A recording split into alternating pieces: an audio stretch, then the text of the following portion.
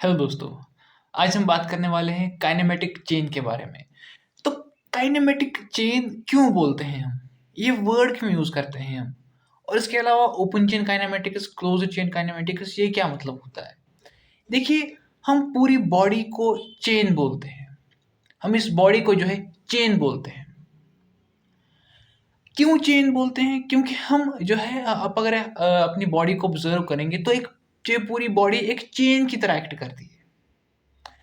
जिस तरह एक चेन में आपने अगर साइकिल में जो चेन होती है, आपने अगर वो देखा होगा गौर से, तो उसमें वो बीच बीच में पिन्स होते हैं, इनको रिवेट्स बोलते हैं। उसी से वो पूरी चेन जुड़ी होती है। उसमें बीच बीच में वो पिन जैसे होते हैं, इसको रिवेट्स बोलते हैं। उससे वो पूरी जो चेन है वो जुड़ी होती है। ठीक उसी तरीके से हमारी बॉडी जो है जुड़ी है एक दूसरे से बाय जॉइंट्स। जैसे रिस्ट जॉइंट है, इसके बाद रेडियस अल्ना बोन है, फिर यहाँ पर एल्बो जॉइंट है, उसके आगे फिर जो है ह्यूमरस बोन है, फिर शोल्डर जॉइंट है, फिर क्लेविकल है, फिर स्टर्नो क्लेविकुलर जॉइंट है। तो इस तरीके से जो है पूरी बॉडी जुड़ी हुई है जॉइंट से, एक चेन की तरह एक्ट करती है पूरी बॉडी।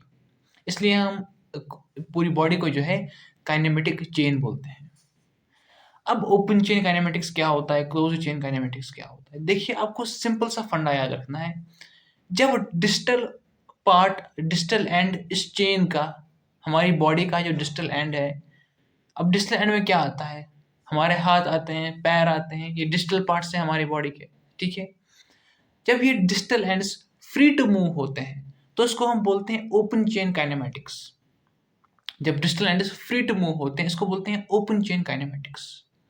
और एक जॉइंट में मोशन होती है इंडिपेंडेंट ऑफ अदर जॉइंट। अब क्या मतलब है इसका? जैसे मान लीजिए मेरे हाथ में पानी का एक गिलास है और मैं उस पानी के गिलास को पी रहा हूँ।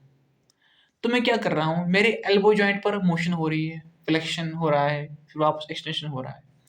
बट इससे मेरे बाकी जॉइंट से मोशन नहीं हो रही है, बस एल्बो जॉइंट में मोशन हो रही है। इस केस में क्या है, मेरा proximal end free to move है और एक जॉइंट में जो मोशन हो रही है it is independent of other joint. तो इसको ओपन चेन काइनेमेटिक्स बोलते हैं। अब क्लोज चेन काइनेमेटिक्स पर आते हैं। देखिए, इमेजिन कीजिए यहाँ पर ये जो चेन है, अगर मैं इस चेन के एक एंड पर फोर्स डालूं तो वो फोर्स जो है वो पूरी चेन में जो है वो मूव करेगा। ठीक ऐसा ही होता है क्लोज चेन काइनेमेटिक्स में। इसमें क्या होता है, हमारे डिस्टल एंड्स फिक्स्ड होते हैं।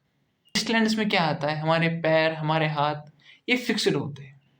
जैसे अगर मैं पुशअप कर रहा हूँ तो मेरे हाथ और पैर जो वो तो एकदम जमीन के साथ रहेंगे, और जो मोशन हो रही है वो मेरे प्रॉक्सिमल पार्ट्स में हो रही है, जिससे मेरे एल्बो जॉइंट में हो रही है, या मैं अपनी बैक को ऊपर नीचे कर रहा हूँ। तो इस तरह जब होता है, जब हमारे जो डिस्टल एंड्स है वो फिक्स्ड होते हैं। आपको इस पॉइंट को मैं बार बार बोल रहा हूँ, आपको इस पॉइंट को याद रखना है। जब हमारे डिस्टल एंड्स फिक्स्ड है और मोशन हो रही है प्रॉक्सिमल एंड्स में, तब वो क्लोज्ड चेन है। जब डिस्टल एंड्स फ्री है तब वो ओपन चेन है। डिस्टल एंड्स को आपको याद रखना है।